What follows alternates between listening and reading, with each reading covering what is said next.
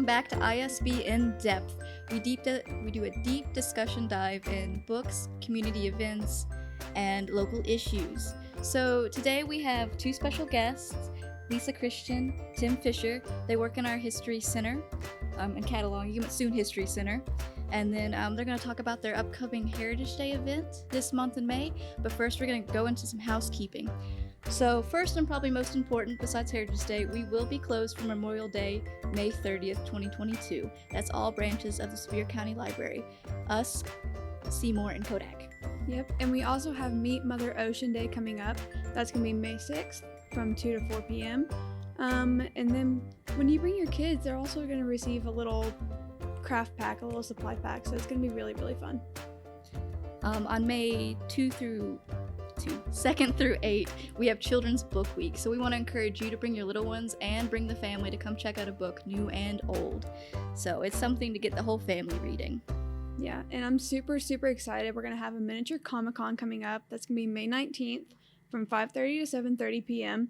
So you guys can come dressed up, bring the entire family. We're going to have everything from life-size Mario Kart, Star Wars, Doctor Who, Game of Thrones.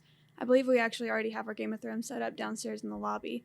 So feel free to come in, bring the whole family, and check it out. And if you don't know where to find us yet, you can find us on Spotify, Buzzsprout, and YouTube. And obviously Spotify and Buzzsprout will be just the audio, but YouTube will have the video up. So now for the main reason we're all here today. So the Sevier County Public Library System actually got an American Rescue Plan grant. That means we get to go back to doing what we do best, which is providing all the programs and resources you need and want. As just one of 200 libraries nationwide, we are honored and excited to receive this $10,000 grant that is helping us provide today's special event. American Rescue Plan Humanities Grants for Libraries is an initiative of the American Library Association, or ALA. This is made possible with funding from the National Endowment for the Humanities through the American Rescue Plan of 2021. So we're excited to use that funding to host our first Sevier County Heritage Day at King Family Library. It'll be old-time fashioned handcrafts, food, demonstrations. It'll be open for everybody. It's free. There'll be live music, storytelling, a lot of other fun activities, hopefully for something that everybody of all ages can enjoy. And that'll be on May 7th here at King Family Library from 11 a.m. to 3 p.m. So without further ado, let's give more of an introduction to our special guests here. Hopefully they're not too frazzled. So Lisa, Tim, do you guys want to introduce yourselves? I'm Tim Fisher. I've been with the library, the History Center, Genealogy Department now for right at 18 years. Before that, I spent most of my time in the military. But my mother started doing genealogy in Sevier County in 1949. And so I'd been around doing genealogy about all my life. My mother had come to work at the library she was a volunteer. And when the position came open, she called me and she said, "Son, you need to get down here." I said, "Mom, I don't know anything about that." And she says, "Get down here." So when your mama tells you to come and do something, you do it. So I had the pleasure of riding to work and being with my mother all day for about 15 years. And she passed away about 4 years ago. But I was born and raised here in Sevier County. My father taught school up at Pitman Center. So I'm local. Bonjour, I'm Lisa Christian. I have been here for a little over 2 years now. I'm in cataloging. You may have seen me doing French bilingual story time with Jessica in the children's room, but I mostly do cataloging. My family is not from here, mostly from New York and Virginia, and I came to the University of Tennessee for undergrad and sort of stayed there for 20 years. I have a master's in linguistics and a master's in library science, and then did my doctoral work at the University of Tennessee, and I was an academic librarian there. But I got tired of academia, and this position opened up, and actually my mom actually saw this position open up too, and she said that you need to apply for that position and it would be a nice change for you. So I did, and I love it here. I love everyone I work with. It's just a very nice, homey place to work, and I'm really enjoying Sevier County. And yeah, that's basically it. Well, I know you guys kind of touched on it, but how long exactly have you guys been in your current positions? I've been here almost, November will be 18 years. Wow, it's amazing. Yes. I have been here since January of 2020, so right before the pandemic hit. Before that, I was assistant professor of research in UT's library system.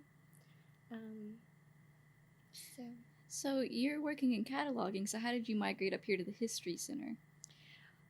Because of my academic background in history, my graduate work in history was on historical dialects and linguistics. I looked at the changes of English and French over time, and ironically, I was going through a lot of what we would consider genealogical research, but it was on a group of women in central Paris in 1780s and 1790s. And I just got very interested in localized history. And I think that genealogy is just basically local history, and I've always been far more interested in what regular people's daily lives were like during time rather than looking at the kings and the queens and the aristocracy that get most of the attention. So it's just sort of migrated towards that in a way. And you'll be coming up here full-time in December? The beginning of January. Okay. Yes, I'm supposed to be half-time in History Center until then. Okay. So whose idea was it for Heritage Day? Whose baby was this? Rhonda Tippett, our director, is the one that come to us and said, there's a possibility for a grant. Do you think you all can put together a program? And so between myself and Lisa and John and Patience, our other cataloger, we started getting some ideas and everything, and it's just developed from that.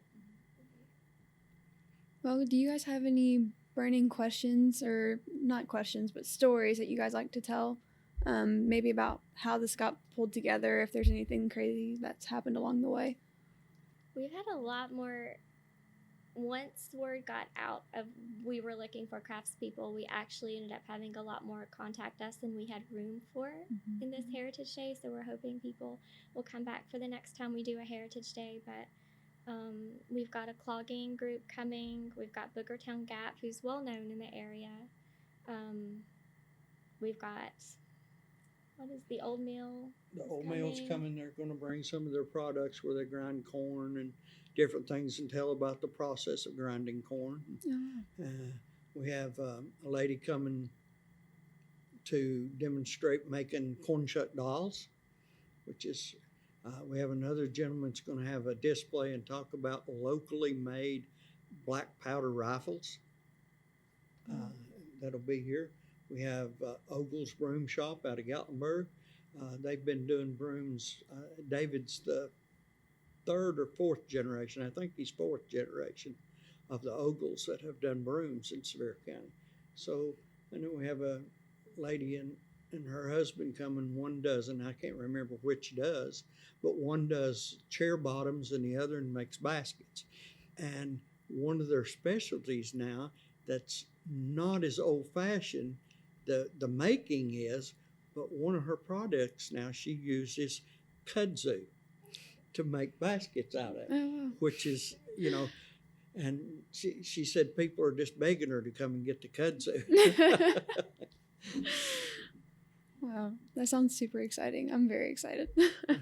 So I think we may have mentioned this in our previous podcast, but as a little shout out, but there's going to be oral history going on. You guys are hoping to start a collection of oral histories? Yes, John will be collecting oral histories that anybody wants to give one.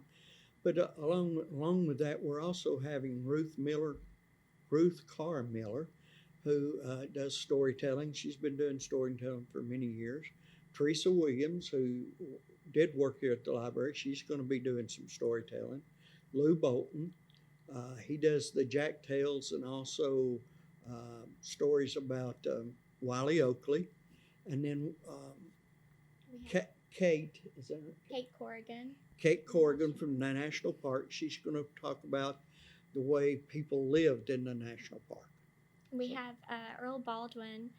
He's going to be doing leather working, but he's also going to do storytelling for us. He works at the Fort Loudon State National Park, so he's very experienced in public history and storytelling. He's had a podcast on the Smoky Mountains before, so I think that's all of our storytellers for, yeah. And are we going to have those recorded and kept here, or is it just a storytelling event? The histories, the oral histories we will keep here. We're going to record some of our storytellings and all that kind of stuff, and we will have it recorded. I don't know how we're going to approach about getting it where people can watch it or hear it or that kind of thing yet. We've not got that far into that. This is all new ground for us. This is our first one, and it's been a learning experience. There's a lot more goes into just saying we're going to have a Heritage Day. I mean, it's really got, trying to get schedules, trying to make sure that we've got the people confirmed that are coming, and tents and chairs. It's going to be outside in the back parking lot, so hopefully the rain will hold off. Okay, so a note about our oral histories. We want to invite anyone that has an interest and willing to be recorded. You don't have to be from Sevier County or have deep history from Sevier County. Just you have a story about living here or working here, or you've been on vacation here, and the experience that you had of being in this area would be great. And I also want to note, we are very interested in recording oral histories about the 1993 blizzard because the 30th anniversary of that is coming up. So any history you would like to record about that, any photographs, videos, we would love to make copies of that for our collection here. And speaking of our collection, we are right now currently filming in the History Center. I know that you tuning in on podcast can't tell, but it's a very amazing place, and I don't think enough of our patrons know about it up here. It's kind of secluded. So could you guys tell us a little bit about what goes on in here? What's part of your collection? Anything neat, nifty? We'll start with our book collection. We have books on family names, and then books on the states. We pretty much got a small collection on each state. Tennessee, North Carolina, Virginia, we have a large collection on those because a lot of our families came out of those.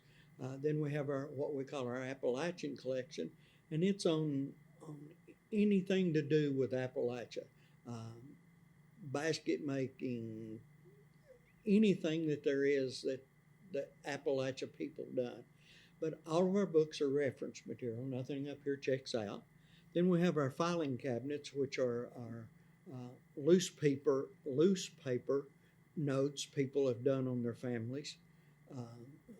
And it's not just Sevier County families or Southeast families. We have a lot of stuff from all over, and that's how we gained our collection was through donations to the History Center of people's research that they'd done for genealogy.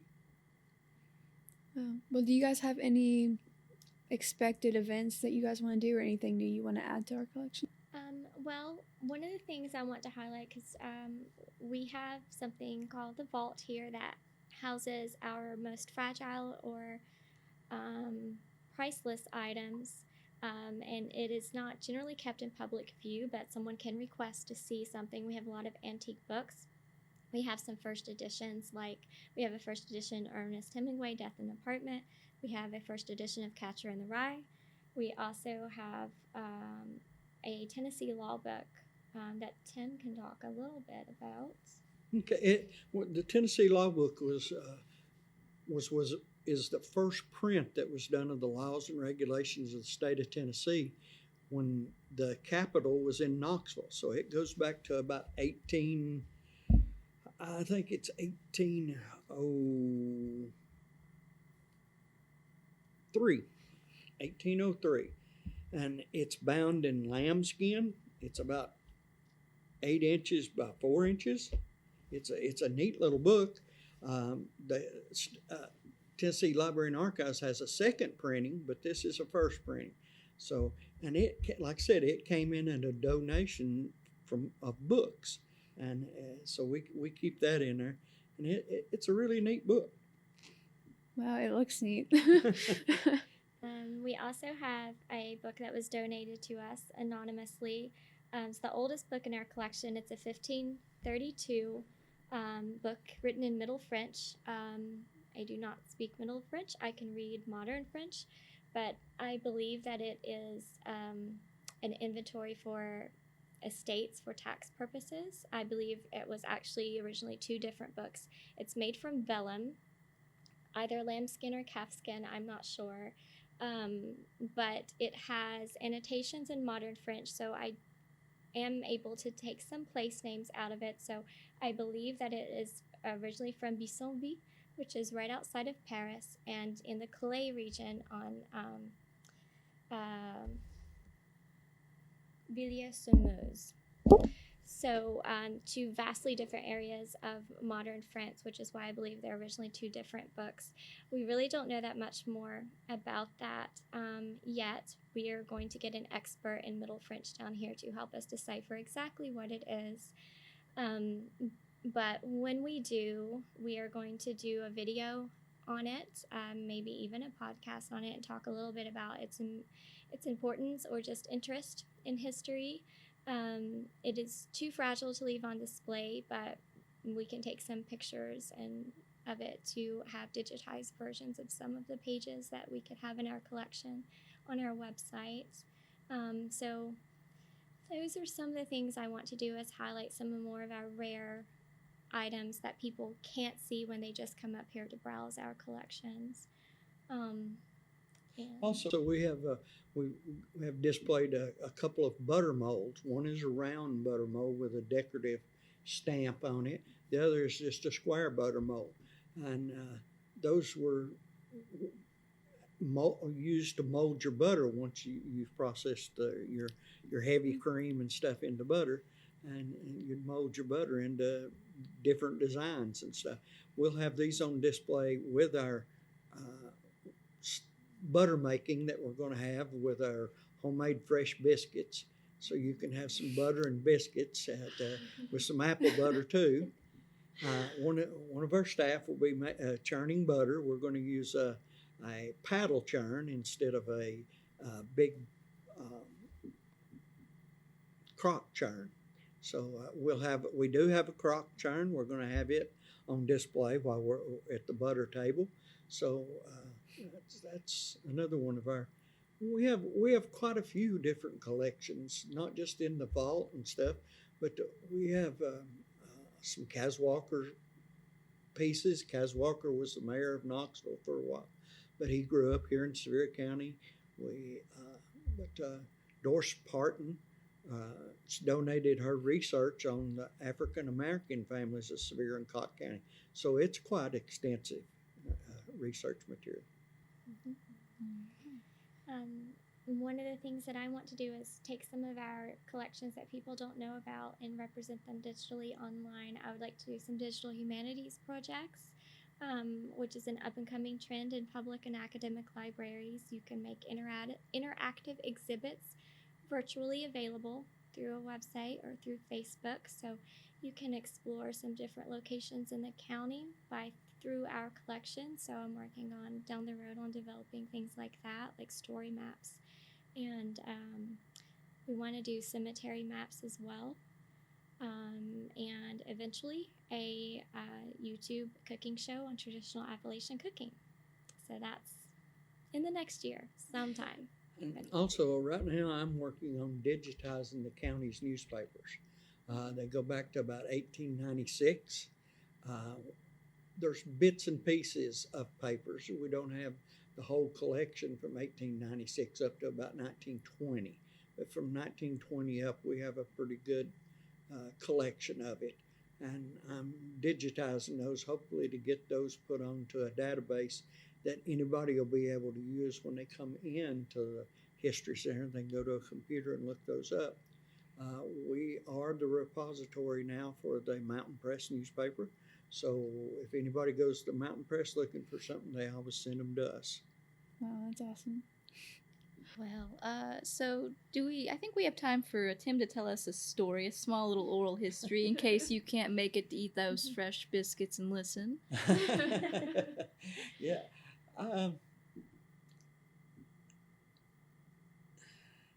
Pitman Center. That's where I was born and raised. Pitman Center was the dream of Dr. John Sevier Burnett. He came in and he wanted to provide an education to the mountain people, not only learning the ABCs and arithmetic and that stuff, but they needed a life. A lot of them, they weren't backwards people, but they just never had been taught. Well, one of the biggest things was not putting your barn above your spring. Different things like that. They also got into canning, and that's canning. I was quoted one time as saying that Pitman had a cannon factory, a C-A-N-N-O-N factory, which is not the case. They did canning, but they had apple orchards and peach orchards, and they grew all kinds of different vegetables and stuff there to go along with the school. My great-great-grandfather had a sawmill set up there, and he's the one that's milled most of the lumber for the school. The school also had a milling company. They sent lumber all around the world, and he milled most of the lumber there at Pitman Center. Well, that's kind of cool. We've got, local history expanding out, but also history from out it coming in. So it's kind of nice to see the macro and the micro interact with each other as we get things from France and we get things from Knoxville, and it all winds up here, but it's all part of our history in a way. We just got to trace it, right? Yeah. So one final thing, again, putting Tim on the spot here, but since you're going to be retiring and Lisa's going to be stepping up as a little piece of oral history, do you have any advice or words you want to tell her? Anything heartfelt? We got you on camera. It's been my pleasure and my honor to have worked here for 18 years. I've thoroughly enjoyed it. You can't know everything about Sevier County. There's just not, our brains, I don't think, are big enough to know everything about Sevier County. But there's people in different communities that have helped me through what I've done here. Knowing somebody give you a name or somebody give you a type of location that you know who you can go contact that may have information on that part of the county or that family name. And that's the biggest thing. Like I said, you can't know it all. There's no way. But I've thoroughly enjoyed my time here. It's time to move on. Yes. So remember, you're not alone. You always Yes. have somebody. So don't That's take it true. too much on your shoulders. But I've told Lisa that I'm just a phone call away if she gets on something. And one of the things that I plan on doing in my retirement is doing my own research. I've been here helping other people do their research, and have not really got to break through some of my brick walls that I want to work on. And so I'm gonna take that time to work on those. And I'll be in and out of the libraries quite often because this is where you come to do your research. So I'm going to do my research here. Hopefully, Lisa will get your book when you're done with it. We got it in our collection. Yes. Most definitely. But Absolutely. this has been the greatest job. I don't know if going out and finding a job when you know that you enjoy what you do. When you come in, it's not just a mundane routine. It's something different every day. And that's what I've thoroughly enjoyed about it. Yeah, well, I know in the short time me and Sam have been here, we've always enjoyed getting to talk to both of you, but, especially you, Tim, because obviously you've been here for 18 years, correct? Uh-huh. So, I mean, every conversation is just always a joy. It's hard to just come up off the top of your head with just say a story. Yeah. But there are different things. a newspaper article that I was researching when I was looking through, I was doing the copying. One of the blackest periods in Sevier County history was during the Whitecaps. And a lot of people confuse them with Ku Klux Klan. They had nothing to do with each other. But the Whitecaps, a gentleman during that time period was in his house and heard a knock at his door. And this is a newspaper article.